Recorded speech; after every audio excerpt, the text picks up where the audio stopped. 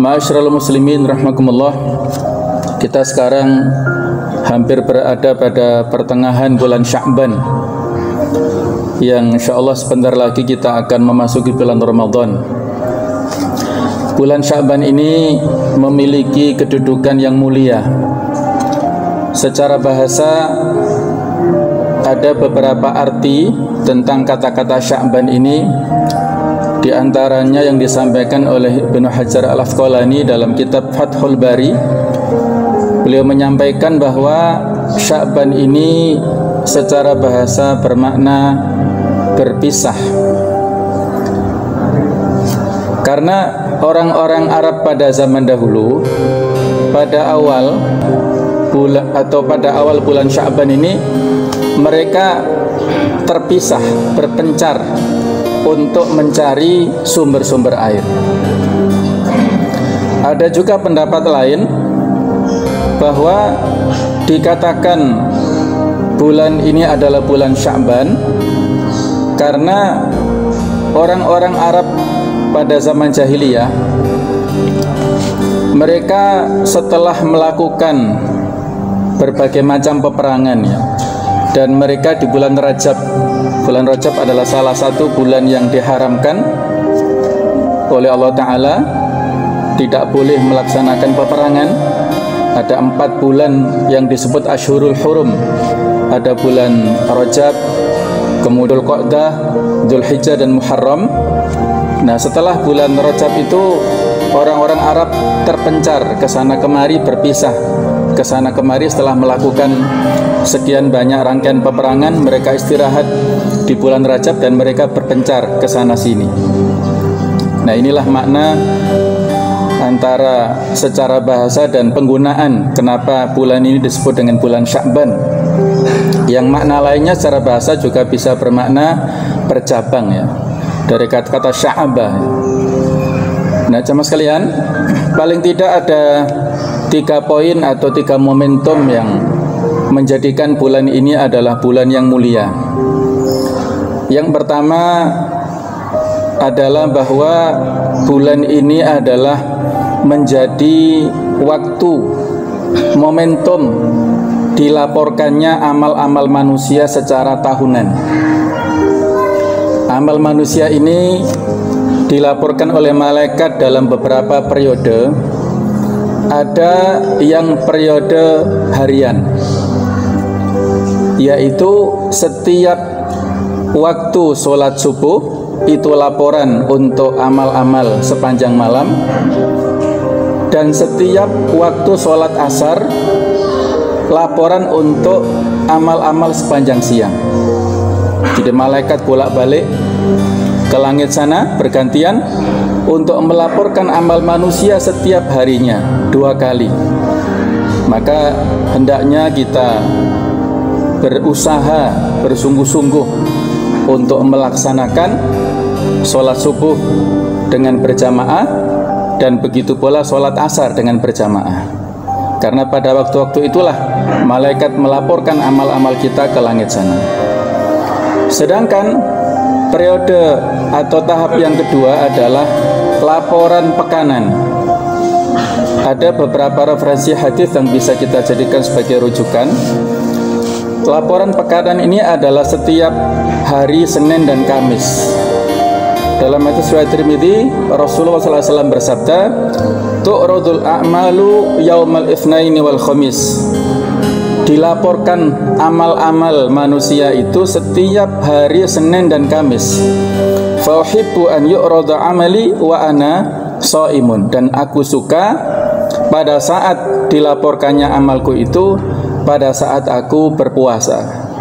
Jadi inilah fadilah kita membiasakan diri puasa Senin dan Kamis, karena saat itulah malaikat melaporkan amal-amal kita. Sedangkan pada tahap yang ketiga, yaitu laporan tahunan.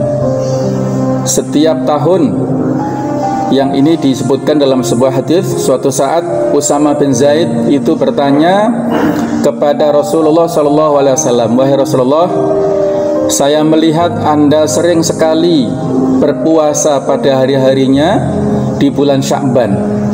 hampir beliau itu puasa 1 bulan penuh, hampir ya, kecuali pada akhir-akhir ya, tanggal 27, 28 atau 29 Sya'ban itu kita tidak boleh mendahului puasa 1 atau 2 hari menjelang Ramadan. Nah, apa alasannya Anda lakukan seperti itu ya Rasulullah? Maka beliau memberikan jawaban, dzalika syahrun yakfalun nasu anhu baina Rajab wa Ramadan.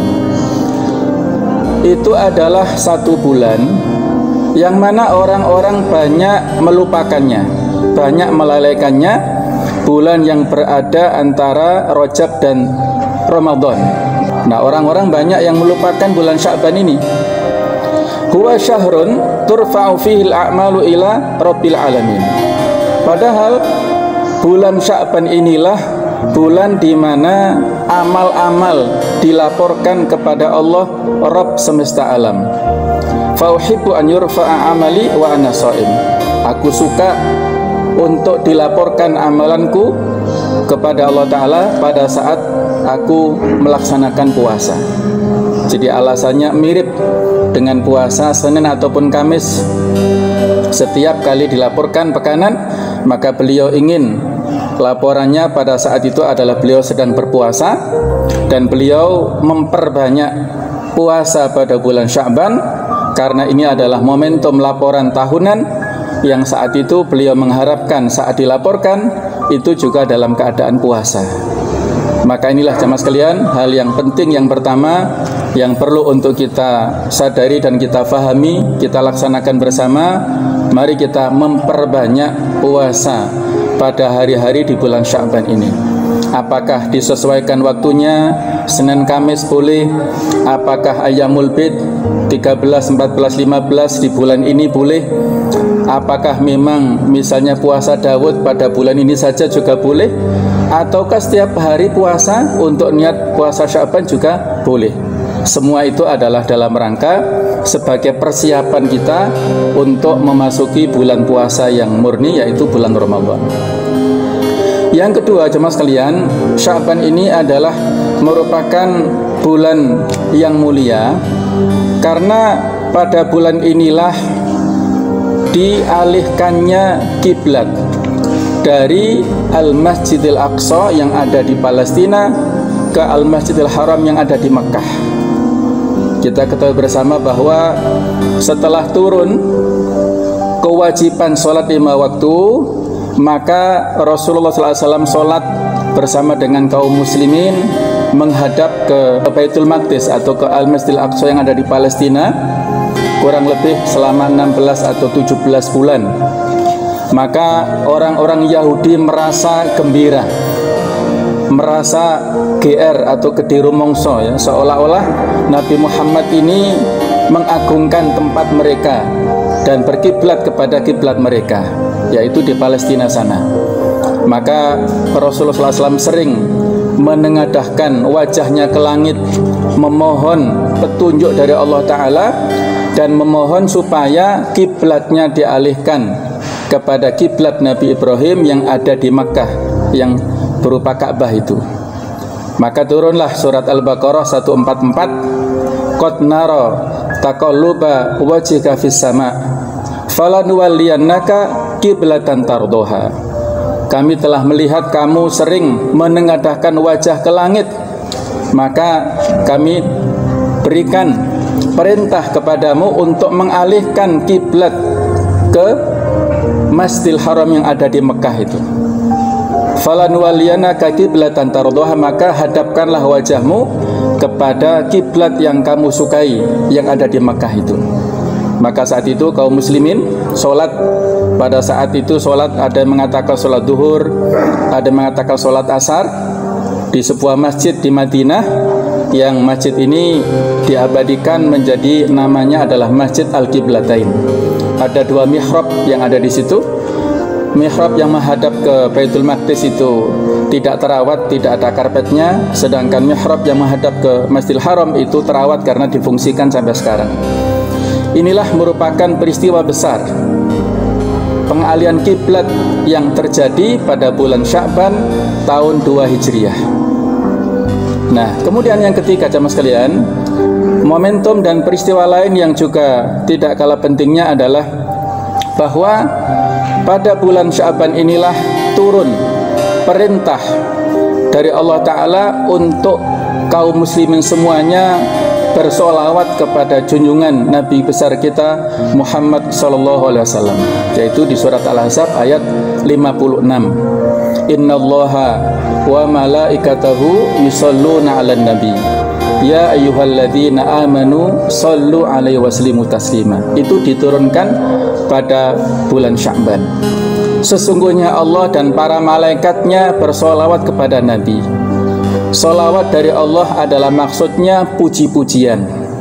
Allah memberikan puji-pujian kepada Rasulullah SAW, membangga-banggakan beliau di hadapan makhluk-makhluk yang lain. Sedangkan solawat dari malaikat adalah berupa pujian dan berupa doa, permohonan istighfar dari malaikat untuk Rasulullah SAW. Karena Allah dan Rasulnya telah memberikan solawat, maka perintah ini juga ditujukan kepada kaum muslimin semuanya. Ya ayyuhalladzina amanu shollu 'alaihi wasallimu taslima.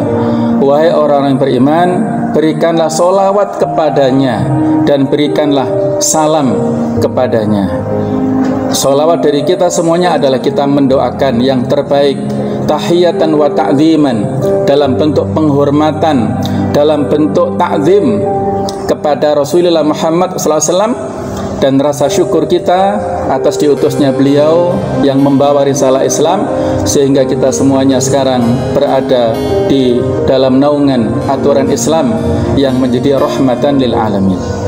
Oleh karena itulah hari ini kita berada pada bulan Sya'ban, maka amalan yang harus kita lakukan sebanyak-banyaknya adalah dengan bersolawat dan salam kepada Rasulullah Muhammad SAW.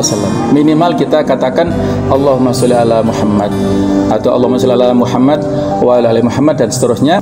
Inilah pesan-pesan sedikit dari kami. Mudah-mudahan ada manfaatnya. Semoga Allah Ta'ala memberikan lindungan barokah kepada kita semuanya, memberikan istiqomah kepada kita semuanya sampai akhir hayat, sehingga kita menghadap Allah dalam keadaan yang husnul khatimah. Amin ya rabbal alamin.